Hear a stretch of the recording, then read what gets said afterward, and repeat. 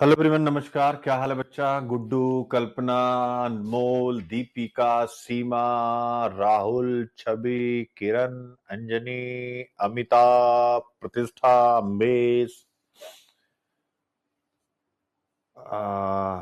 मैं एकदम first class हूँ बेटा। उस दिन भी कुछ ऐसा बहुत खास तबीयत में नहीं था, थोड़ा सा बस। ठीक है,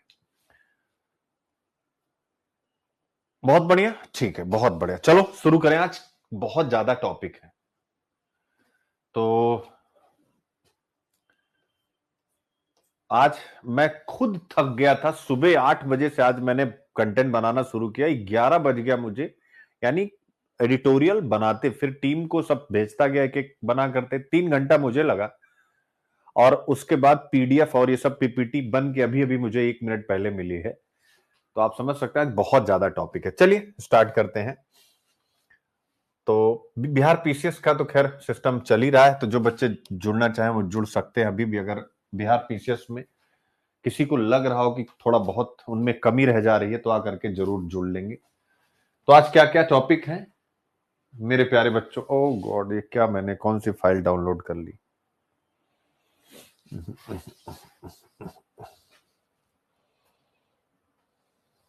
एक मिनट बच्चों।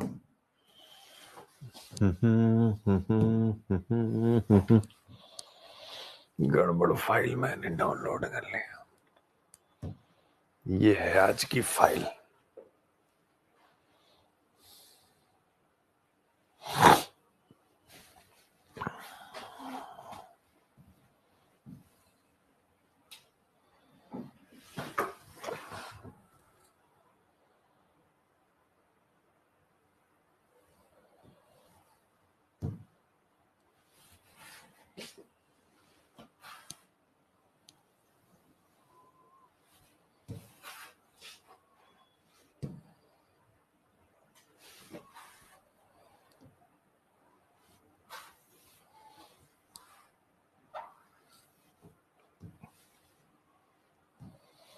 ठीक है, तो चलिए शुरू करते हैं आज की अपनी चर्चा। क्या क्या टॉपिक है मेरे प्यारे बच्चों? सबसे पहले एक बार इस पर निगाह डालिए।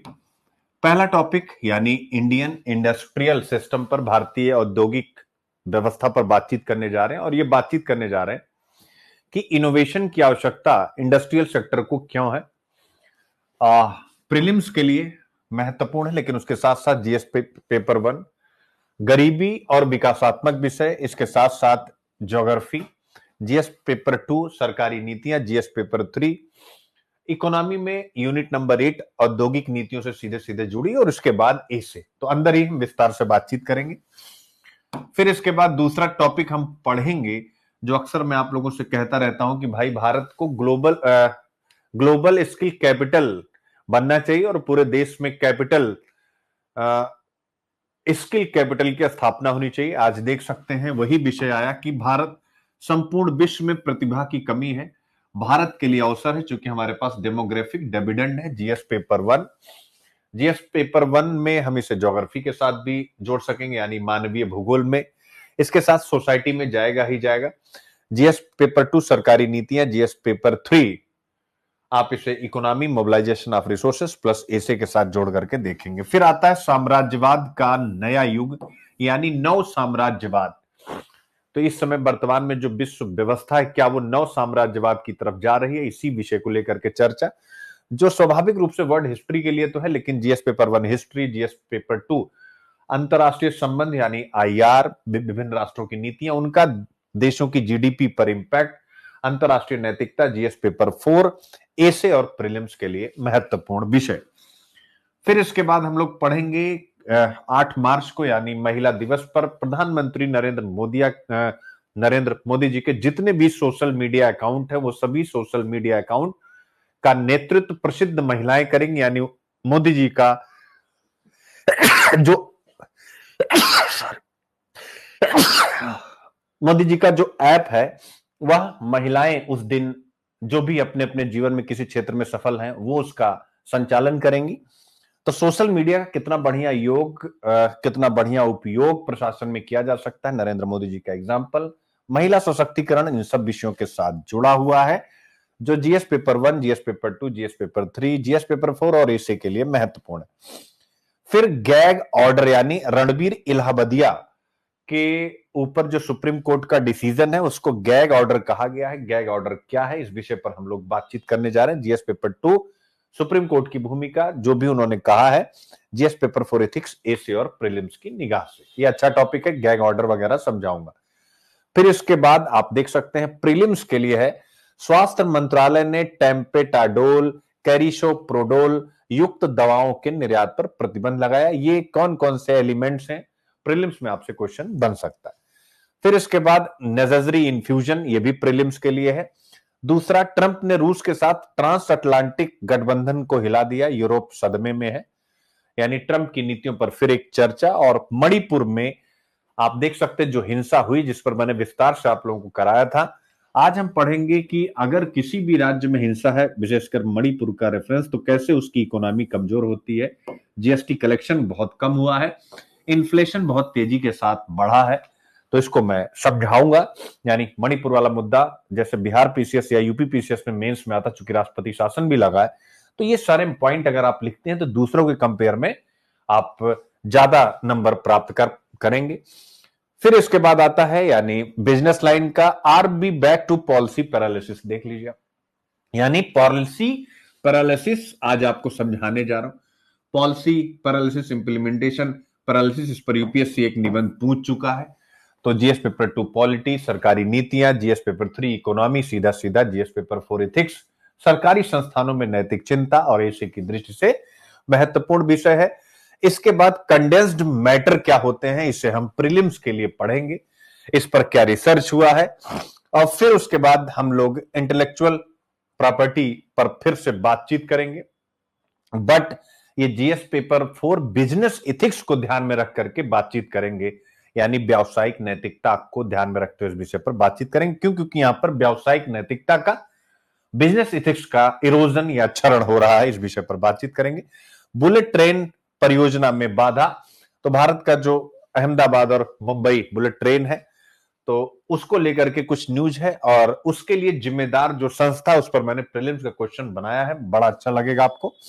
अमीनो एसिड जो हाइपरटेंशन को मात दे सकता है, वो कौन सा अमीनो एसिड है प्रीलिम्स के लिए, चूंकि हाइपरटेंशन यह समझिए एक कॉमन बीमारी हो चुकी है। ऐसी परिस्थिति में अमीनो एसिड कैसे हाइपरटेंशन को हरा सकता है, इस पर प्रीलिम्स के लिए पढ़ाई करेंगे। चूंकि जीवन शैली से जुड़ी हुई जो भी बीमारियां हैं उनका निदान अब यह प्रीलिम्स का एक सब्जेक्ट बन चुका है, अगर आप प्रीवियस ईयर क्वेश्चन एनालिसिस करें। फिर यूएस एफडीए ने पहली तेजी से काम करने वाली इंसुलिन बायोसिमिलर को हरी झंडी दी, ये क्या है, इसको भी प्रीलिम्स के लिए पढ़ेंगे। तो कुछ कुल मिलाकर के 15 टॉपिक हम पढ़ने जा रहे हैं, और 15 टॉपिक को हम विस्तार से पढ़ें उसके पहले आपको एक सूचना दे दें। Uttar Pradesh public service commission की तरफ से पीसीएस 2025 का नोटिफिकेशन आ चुका है। ध्यान से आप देख सकते हैं, यानी नोटिफिकेशन आ चुका है, और इसी नोटिफिकेशन को ध्यान में रखते हुए मेरे प्यारे बच्चों, ठीक है, हम लोग क्लास कराने जा रहे हैं यूपी पीसीएस का कंप्लीट, यानी मेंस और प्रीलिम्स की तैयारी।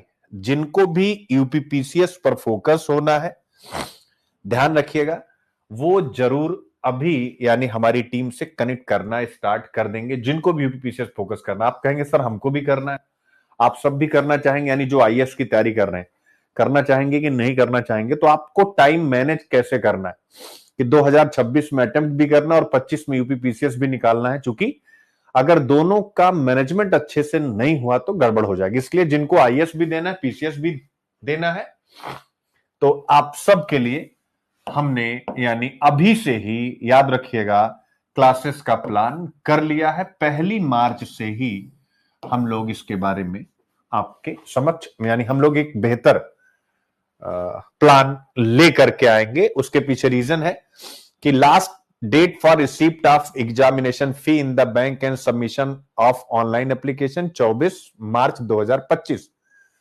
तो मेरे प्यारे बच्चों, आप देख सकते हैं, तो यूपीपीसीएस की जो भी तैयारी करने जा रहे हैं, 1 मार्च से आप सब हमारे साथ जुड़ सकते हैं, जिसमें प्रीलिम्स और मेंस दोनों को कॉम्प्रिहेंसिव रूप से पकड़ा जाएगा। फोकस इसी एग्जाम पर होगा, यानी उस हिसाब से इसमें पढ़ाई नहीं होगी कि आप फाउंडेशन और मतलब ये एकदम फोकस होगा कि कैसे हम प्रीलिम्स निकाल ले जाएं, कैसे हम मेंस निकाल ले जाएं। और इसमें भी प्रीलिम्स-अथॉन जैसा यूपीपीसीएस का भी प्रीलिम्स-अथॉन टेस्ट सीरीज होगी, जैसे यूपीएससी का मेंस-अथॉन होता है वैसे ही इसका भी मेंस-अथॉन होगा। तो जो भी जुड़ना चाहेंगे, चूंकि मैंने बताया कि मैंने ये प्लेटफॉर्म बनाया ही है 25 के लिए, 2025 का आईएएस, अब 2025 का यूपी, इसके बाद 2025 का बिहार। तो जिनको भी करना होगा आप सब जुड़ सकते हैं। आप लोगों में से कितने बच्चे हैं जो दोनों यानी यूपी पीसीएस ये वाला देना चाहते हैं? ठीक है, कब से आप लोग देना चाहते हैं? ठीक है, उसको आप लोग अवश्य बताएं, यानी आप लोग देना चाहते हैं तो मेरे साथ डिस्कस कर लेंगे। बाकी आप सभी बच्चे अभिव्यक्ति लर्निंग ऐप डाउनलोड जरूर कर लेंगे और हमारे साथ हमारे ऐप पर जरूर जुड़े। ठीक है, चलिए शुरू करते हैं। भारतीय उद्योग को नवाचार की जरूरत है, ना समझी कि नहीं मेरे प्यारे बच्चों। नवाचार यानी इनोवेशन 2016 में आपसे प्रश्न ही पूछा गया था कि नवाचार आर्थिक समृद्धि एवं सामाजिक कल्याण का अपरिहार्य निर्धारक है। यह प्रश्न आपसे पूछा गया कि नहीं पूछा गया? तो नवाचार इसका मतलब इकोनॉमी की जड़ है, नींव है, और इसी विषय पर यहां चर्चा की गई है कि नवाचार की जरूरत है। ठीक है, और ये क्यों जरूरत है, अब आप जरा विचार कीजिए। नवाचार जब हम पढ़ते हैं, क्या पढ़ते हैं? Land, raw material, labour, capital, enterprise, यानी जितने भी एफओपी यानी फैक्टर ऑफ प्रोडक्शन है। क्या है? जितने भी फैक्टर ऑफ प्रोडक्शन है, उत्पादन के कारक हैं, स्वाभाविक रूप से इनमें अगर हम इनोवेशन डाल दें तो क्या ये फैक्टर ऑफ प्रोडक्शन ज्यादा उत्पादन के साथ जुड़ जाएंगे कि नहीं जुड़ जाएंगे? यानी जैसे ही ये होगा वैसे ही गुड्स एंड सर्विसेज हम ज्यादा उत्पादन कर पाएंगे, गुड्स यानी औद्योगिक वस्तुओं का उत्पादन हम ज्यादा कर पाएंगे। तो यहां यही कहा गया है कि अगर आप औद्योगिक गतिविधियों को तेज करना चाहते हैं तो नवाचार करना पड़ेगा, इनोवेशन करना पड़ेगा, क्योंकि इनोवेशन के ही रास्ते अगर हम चाहे अमेरिका हो, चाहे अभी का चाइना हो, और चाहे वेस्टर्न यूरोप के देश हो, रशिया हो, ये सब इनोवेशन के रास्ते ही विकसित देश बन पाए हैं। चाइना ऑलमोस्ट हो चुका है लेकिन वो एक्सेप्ट नहीं कर रहा, वो अलग बात है। तो इनोवेशन आप सबको बहुत अच्छे से पता है, उसी विषय पर हम लोग बातचीत करने जा रहे हैं। जरा एक बार आप क्या इसमें दिया गया है जरा इसको पढ़िएगा, पूरा मुद्दा मेरे प्यारे बच्चों। ठीक है, फटाफट।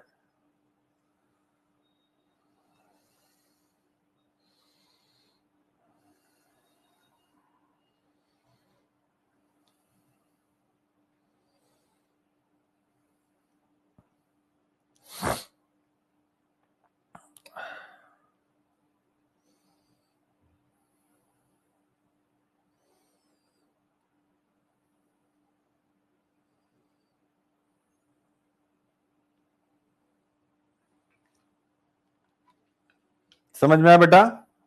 खुद समझो सबसे पहले।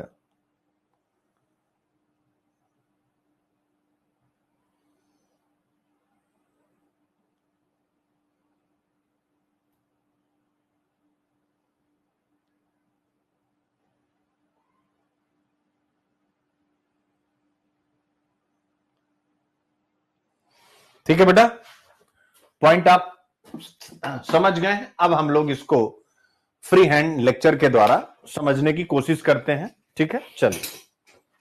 तो मुद्दा आपको समझना है, यानी इसमें यही कहा गया कि भारत का जो उद्योग क्षेत्र है अभी भी सस्ते श्रम पर निर्भर करता है।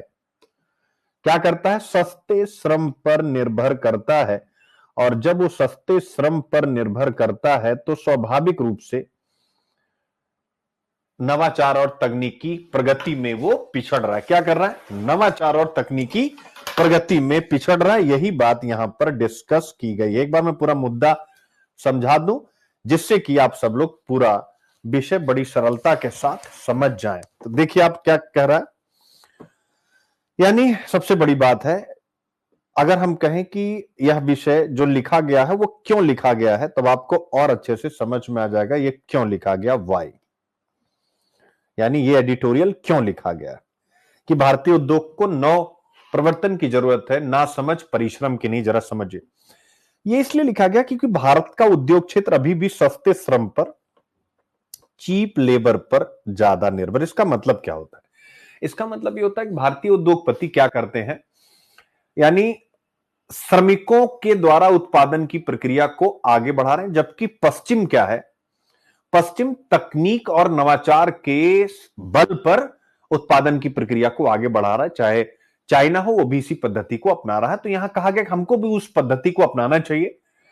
समय के साथ औद्योगिक नीति में परिवर्तन होना चाहिए। अंग्रेज भी पहले सस्ते श्रम पर आधारित औद्योगिक क्रांति को आगे बढ़ा रहे थे, लेकिन बाद में उन्होंने तकनीक को वरीयता दी और इसीलिए संपूर्ण विश्व पर उनका राज्य स्थापित हुआ।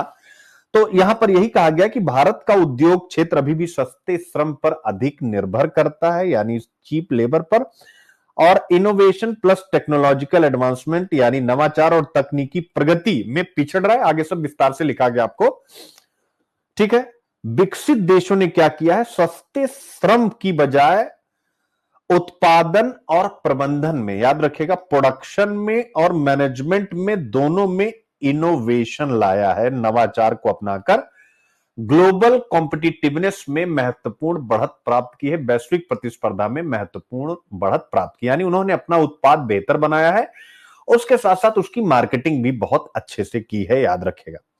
जबकि भारतीय जो उद्योग है वो श्रमिकों से, यानी अभी भी हमारी इंडस्ट्री श्रमिकों से ज्यादा घंटे काम लेकर ही अपनी उत्पादकता बढ़ाने की कोशिश कर रहा है। यानी भारतीय उद्योग जगत श्रमिकों से, यानी अगर यूरोप में 8 घंटे काम हो रहा है तो हम श्रमिकों से 12 घंटे काम करा रहे हैं, और हमें ये अनुमान है या हमारी सोच ये है कि हम इस 4 घंटे के अतिरिक्त श्रम से उत्पादकता बढ़ा ले जाएंगे, याद रखेगा।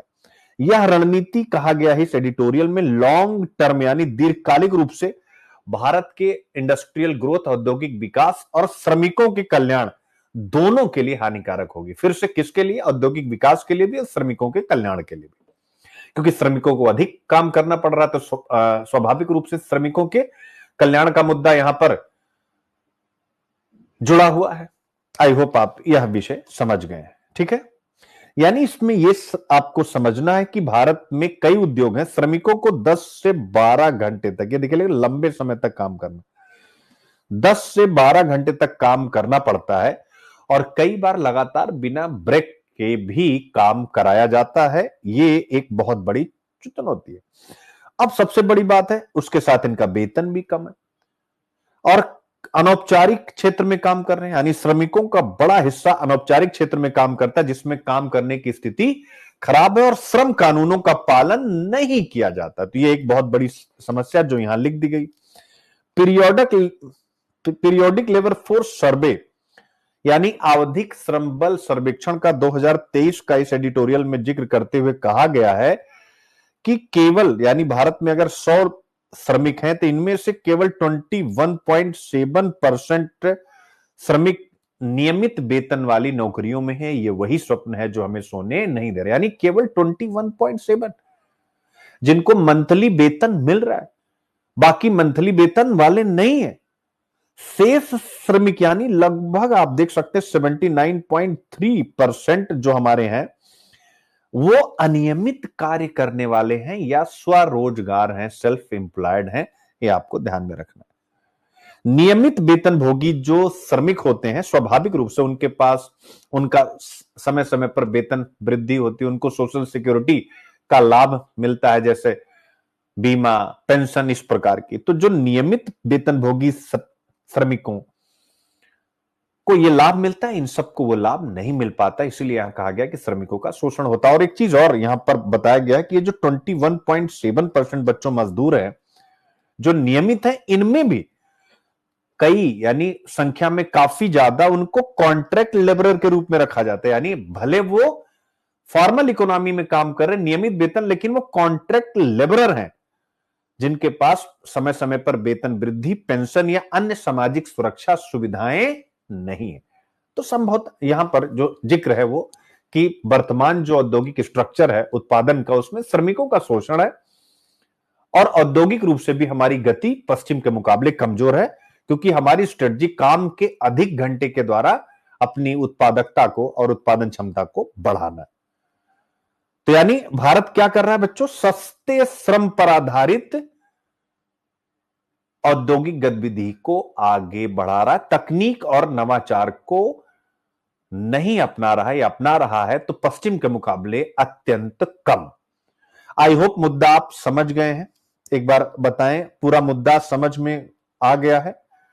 अगर समझ में आ गया, थोड़ा IQ IP कर लेते हैं और फिर उसके बाद हम लोग आगे बढ़ते हैं। तो क्यों इसको हम पढ़ें? जीएस पेपर 3 इकोनॉमी ऑब्वियस है, संसाधनों का जुटाव यानी मोबिलाइजेशन ऑफ रिसोर्सेज, बताने की जरूरत नहीं। जीडीपी, डेवलपमेंट और एम्प्लॉयमेंट से रिलेटेड इश्यू कितना बढ़िया आ गया। यानी आप अगर एम्प्लॉयमेंट पे भी कुछ लिख रहे हैं, ध्यान से समझिएगा, अगर आप रोजगार पर भी कुछ लिख रहे हैं तो भी तो आप भारत में रोजगार का स्ट्रक्चर कैसा, ये पॉइंट लिख सकते हैं कि नहीं लिख सकते? ठीक है, तो ये पॉइंट आप यहां से। फिर औद्योगिक नीति में परिवर्तन की आवश्यकता, इस विषय पर हम चर्चा ही करें कि भाई सस्ते श्रम पर आधारित जो औद्योगिक पद्धति आप लेके चल रहे हैं, अब समय आ गया है कि उसकी जगह हम नवाचार और टेक्नोलॉजिकल एडवांसमेंट लेकर के आए, जिससे factor of production, land, labour, capital, enterprise में एक बड़ा बदलाव, एक बड़ा शिफ्ट देखने को मिले टूवर्ड्स प्रोडक्टिविटी, उत्पादकता, प्रोडक्शन, उत्पादन। याद रखिएगा, पॉइंट इज क्लियर बच्चों? तो हम इस विषय पर पढ़ ही रहे हैं, आगे एक मॉडल क्वेश्चन भी रेडी है। जीएस पेपर 2 गवर्नेंस, सरकारी नीतियां और हस्तक्षेप, यानी हम यहां पर सरकारी नीतियों की ही चर्चा कर रहे हैं, औद्योगिक नीतियां, सरकारी नीतियां। GS1 ज्योग्राफी हम लोग देख सकते हैं, स्वाभाविक रूप से यानी प्राथमिक, द्वितीयक और तृतीय क्षेत्र के उद्योगों की अवस्थिति के लिए उत्तरदायी कारक, यानी यहां पर भी ये औद्योगिक गतिविधियां आपसे पूछी जा सकती हैं, इसलिए ये भी लगा दिया गया है। फिर इसके बाद प्रीवियस ईयर क्वेश्चन आप देख सकते हैं, 2022 में आपसे पूछा, हाल के दिनों में आर्थिक विकास श्रम गतिविधि में वृद्धि के कारण हुआ है। अब मुझे बताइए, क्या ये प्रश्न इस टॉपिक से थोड़ा बहुत जुड़ रहा है? आप ऐसा मुझे बताएं, क्या आप समझ पा रहे हैं कि कैसे इस टॉपिक से जुड़ रहा है? मैं सब बच्चों से सुनना पसंद करूंगा, एक बार मुझे बताएं बच्चों।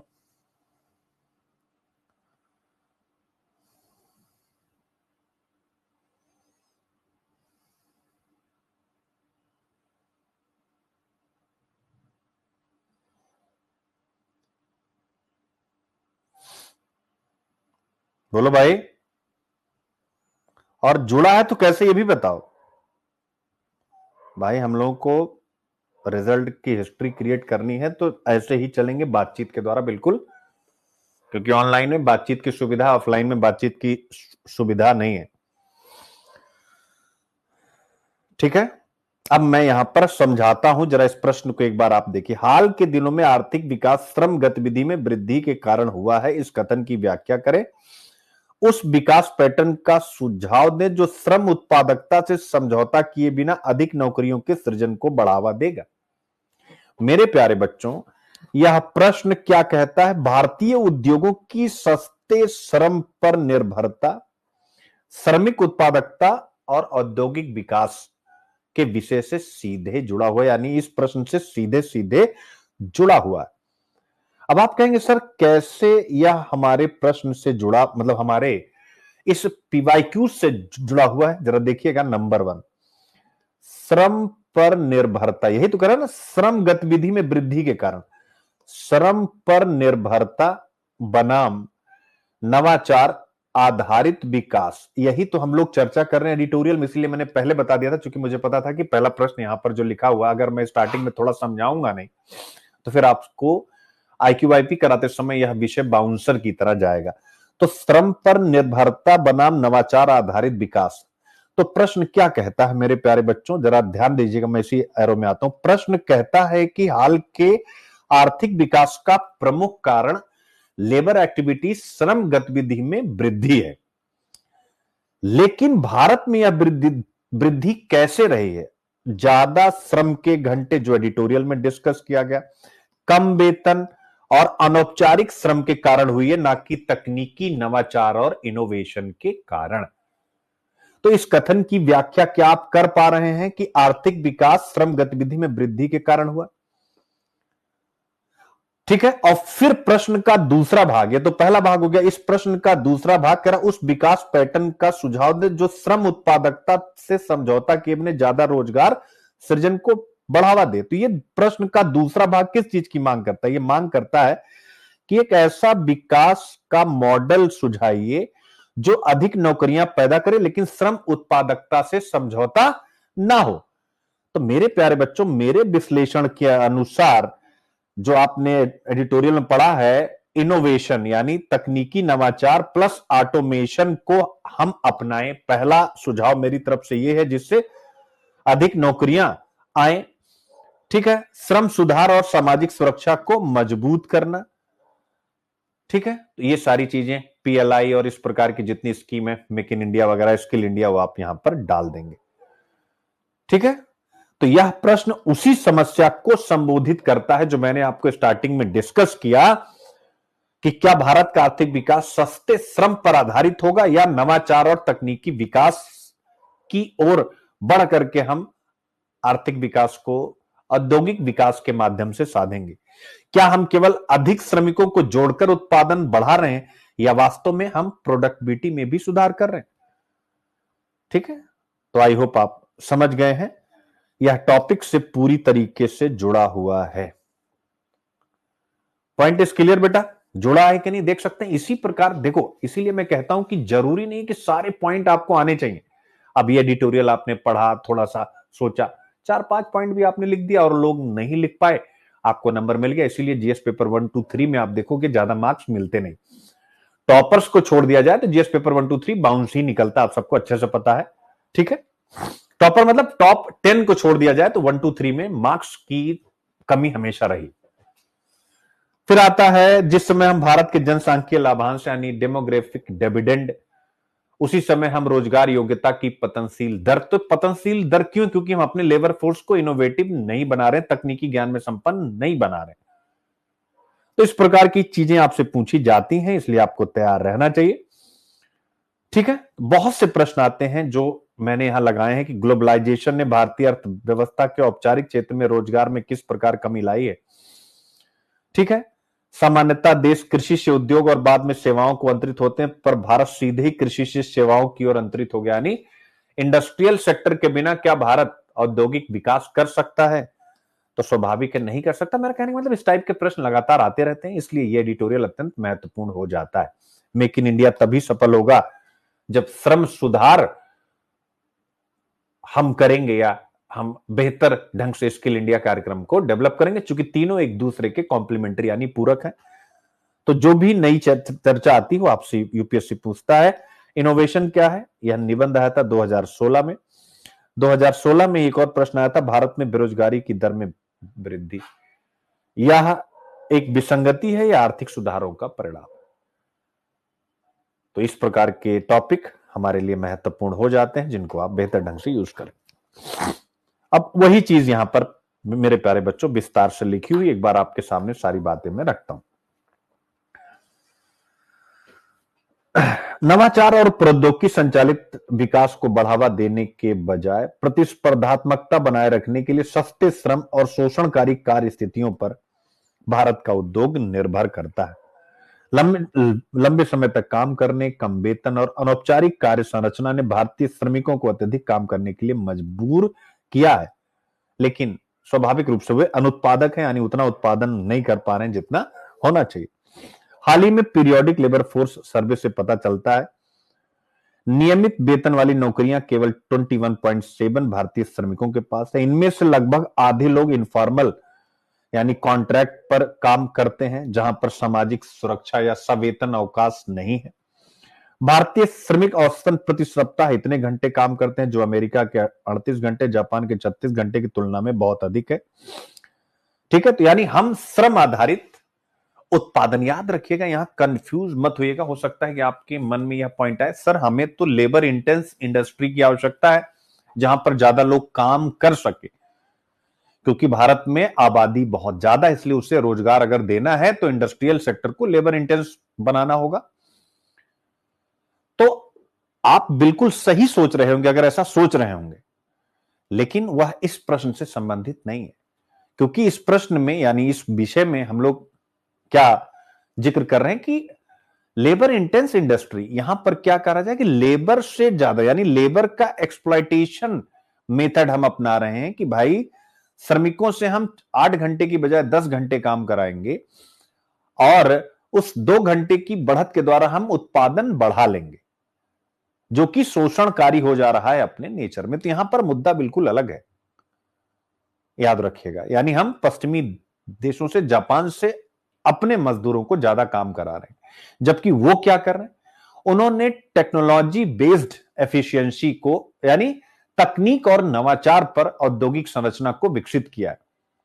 और इसके माध्यम से उनके जो भी गुड्स बन रहे हैं, जो भी प्रोडक्ट बन रहे हैं, वो वैश्विक प्रतिस्पर्धा में गुणवत्ता के हिसाब से बहुत अच्छे हैं, क्वालिटी के हिसाब से, और उनकी प्राइसिंग भी कम रहती है, जिसके कारण से अंतर्राष्ट्रीय बाजार में इन्हीं उत्पादों की बड़ी जगह बनी हुई। भारतीय उत्पाद वहां प्रतिस्पर्धी नहीं हो पा रहे, इसीलिए आज भी भारत की जीडीपी में सेकेंडरी सेक्टर का योगदान अत्यंत कम है इन देशों के मुकाबले, चाहे जापान हो, अमेरिका हो या चाइना हो।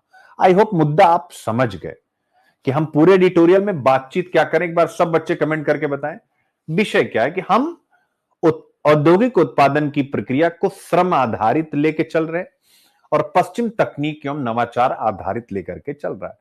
इसी के कारण उन सब की स्थिति औद्योगिक विकास में बहुत बेहतर है और हमारी कमजोर है, और यही एक परिणाम है कि हम व्यापार घाटे में भी चल रहे हैं। आई होप यही इतना डिस्कस किया गया है, आगे तो फिर तो मुद्दा इतना ही समझना है। तो इंडिया की इकोनॉमिक पॉलिसी पर जब आप कुछ भी लिख रहे हैं, तो आप अगर कंसर्न या चैलेंजेस इंडिया की इकोनॉमिक पॉलिसी पर कुछ करना चाह रहे हैं, तो ये वाला पॉइंट आप डाल सकते हैं। भले यहां पर जो हम पढ़ रहे हैं टॉपिक आए ना आए, इसको आप हर जगह यूज कर सकते हैं कि हम अभी भी पॉलिसी पैरालिसिस में, खासकर इंडस्ट्रियल सेक्टर में।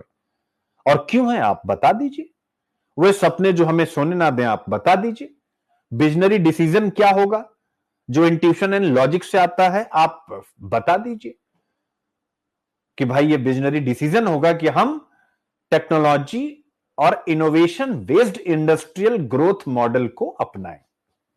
ठीक है बच्चों, समझ गए सब लोग? ठीक है। अब आता है हिस्टोरिकल कॉन्टेक्स्ट, यानी समझाने के लिए कहा गया है कि आइए जरा पीछे से समझते हैं। और कहा गया कि अगर हम ब्रिटिश काल को, यानी औपनिवेशिक युग को देखें, तो ब्रिटिश औपनिवेशिक नीतियों ने बागानों में, खानों में और कपड़ा मिलों में सस्ते श्रम का शोषण करते हुए स्वदेशी उद्योगों को दबा दिया।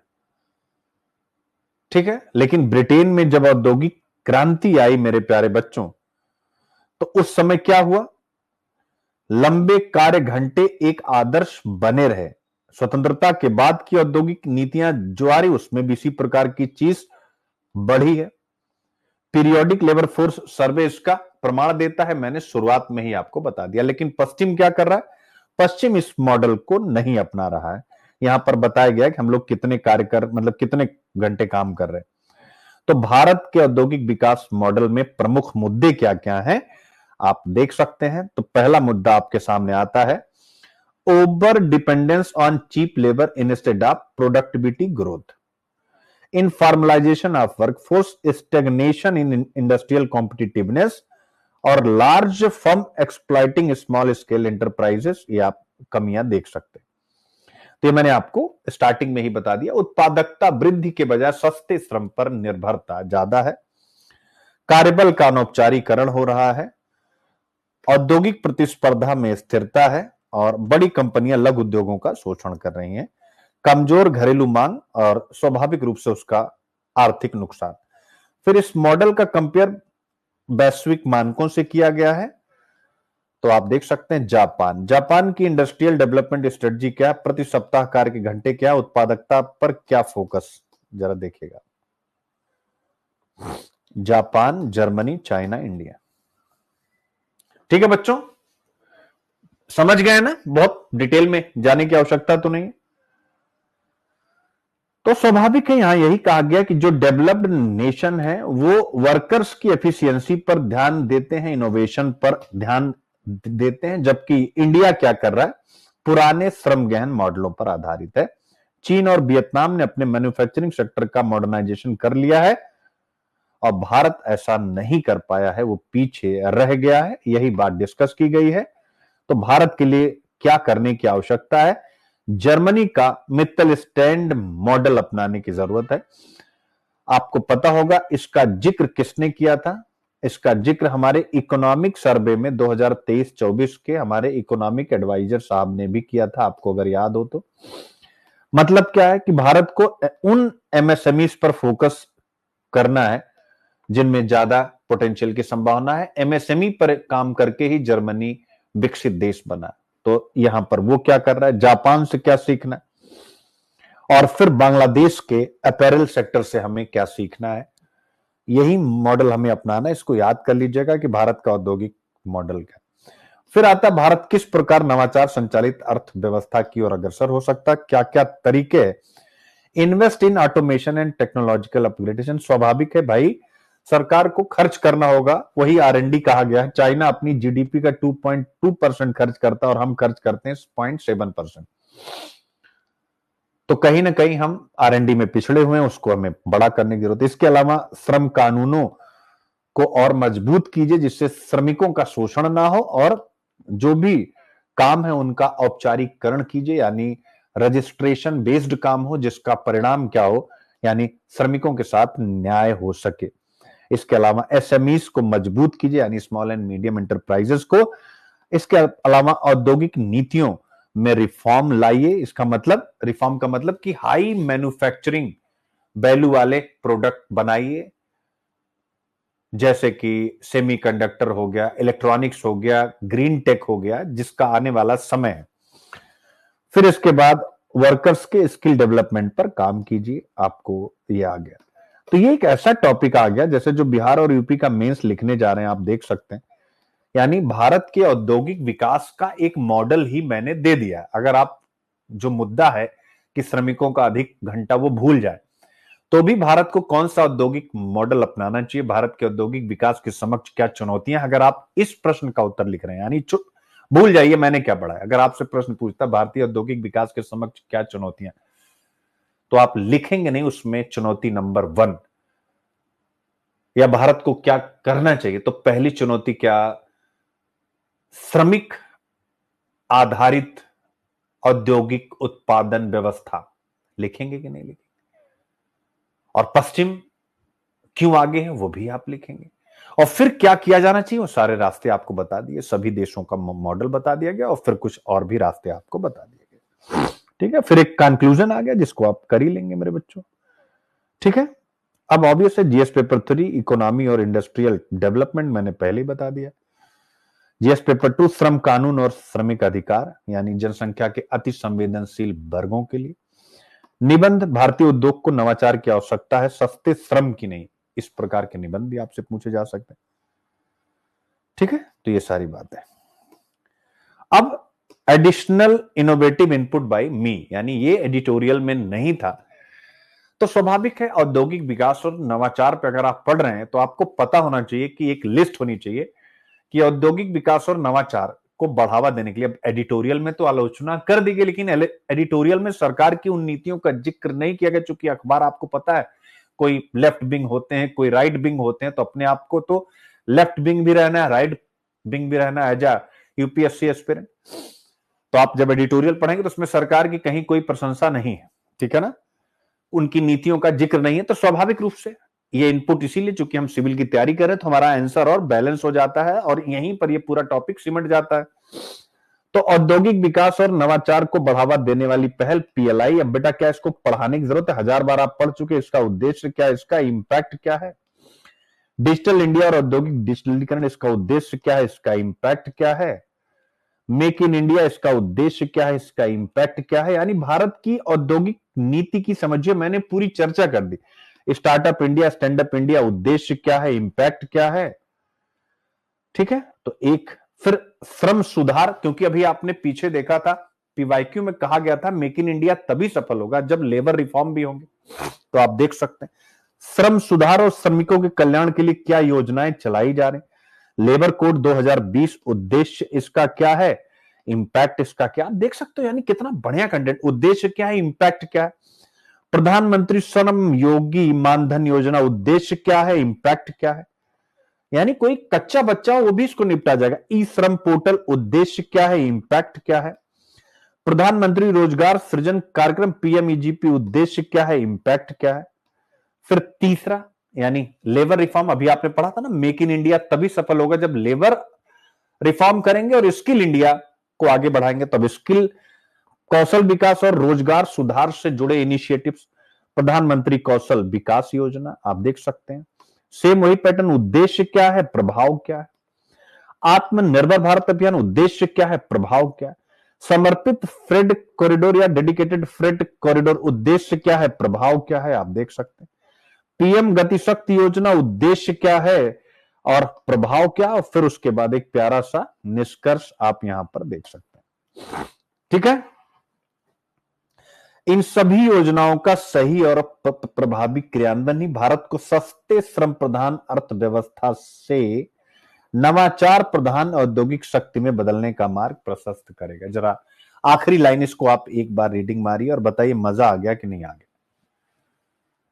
ठीक है, तो टीचर क्या होना चाहिए, सुविधा प्रदाता, यानी मैं आपको समझा करके और कंटेंट दूं जिसको आप बहुत अच्छे से रिवाइज करें। सिलेक्शन तभी होगा, नहीं तो प्रशंसाएं होंगी कि आप अच्छे हैं, निंदा होगी आप बुरे हैं, यानी किसी भी अध्यापक की।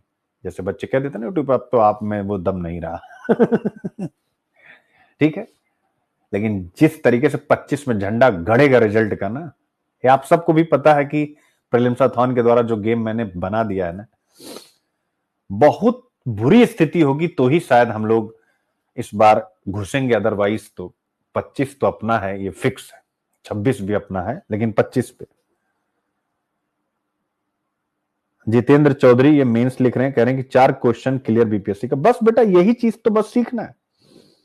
ये इंग्लिश में भी एडिशनल इनोवेटिव कंटेंट शामिल हो गए। अब आता है मेंस आंसर राइटिंग। बच्चे कहते हैं ना कि सर आपको पता है ये 3 घंटे मैं कंटेंट बनाता हूं। मैं शुरू से कहता आया हूं कि मैं अपना कंटेंट खुद बनाता हूं, फिर मेरी टीम पीपीटी पीडीएफ ये सब मुझे नहीं आता, वो ये लोग काम करते हैं।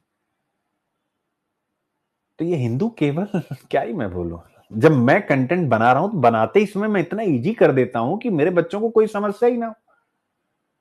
तो जरूरी है कि जो काम हम दोनों मिल करके 2 घंटे में कर सकते हैं उसको 2 घंटा मैं करूं और फिर 2-3 घंटा आप खुद करें। आप विचार कीजिए, आपको सिलेक्ट होना ऑप्शनल, पढ़ना है कि नहीं पढ़ना है। जैसे छवि अभी कह रही हमारी जीएस की क्लासेस कब होंगी, तुम्हें सोचना नहीं चाहिए। तुम्हें केवल ऑप्शनल के अलावा भी कुछ सोचना चाहिए। ऑप्शनल इथिक्स ऐसे की मैं स्टार्ट करने वाला हूं, यानी 1750 में से 1000 नंबर तुम्हारा फोकस होना चाहिए। जीएस 1 2 3 तो जब चाहेंगे हम लोग तब खींच के खत्म कर देंगे।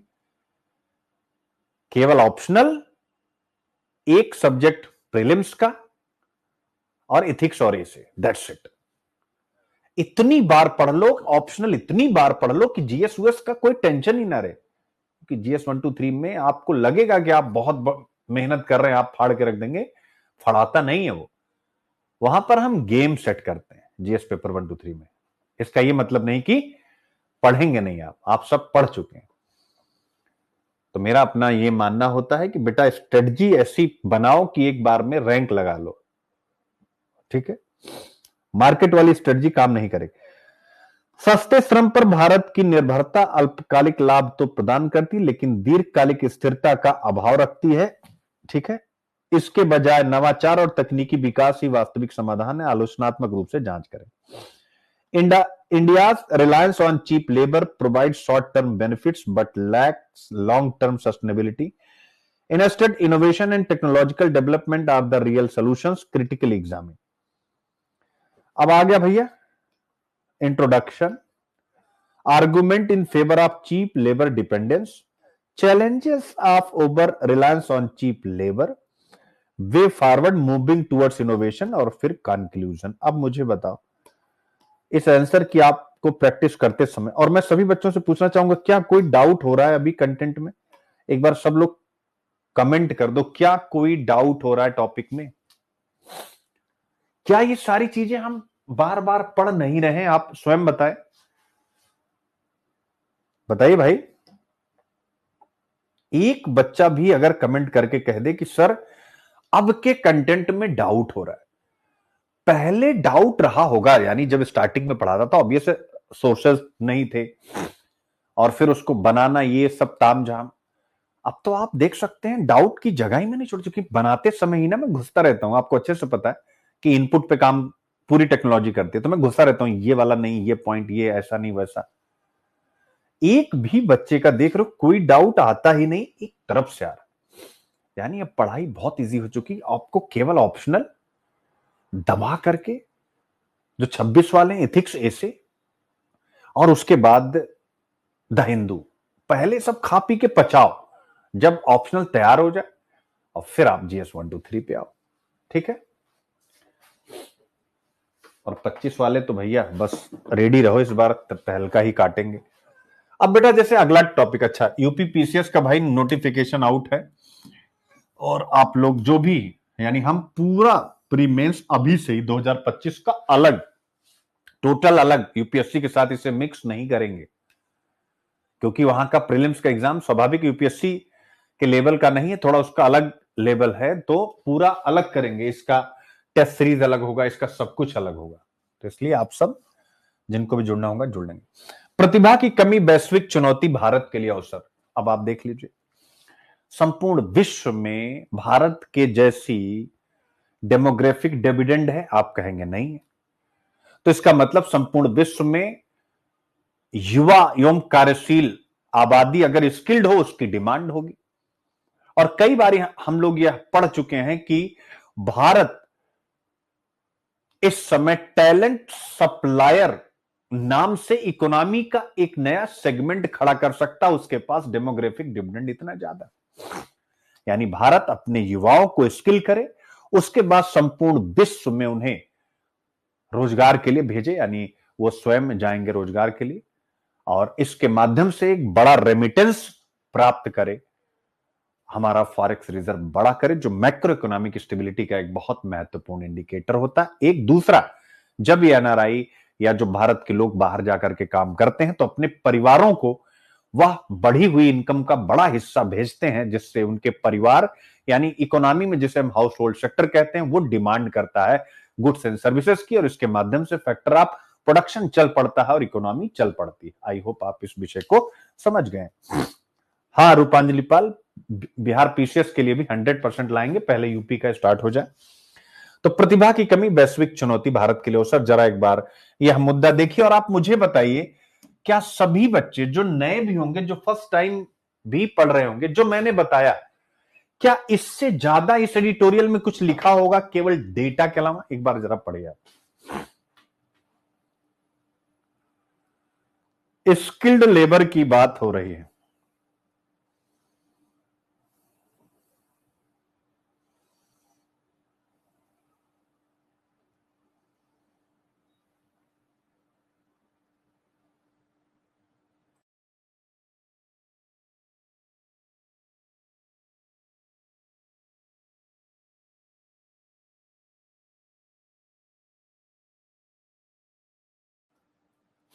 तो मेरे सर्दी,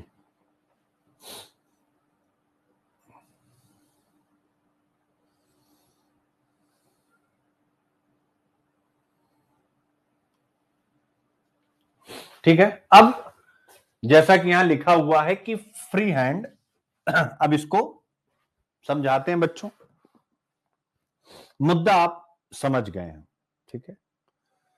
अब हम ले लेते हैं पीडीएफ और फिर उसके बाद आते हैं। आपने ये मुद्दा देख लिया, अब इसको थोड़ा हम लोग समझने की कोशिश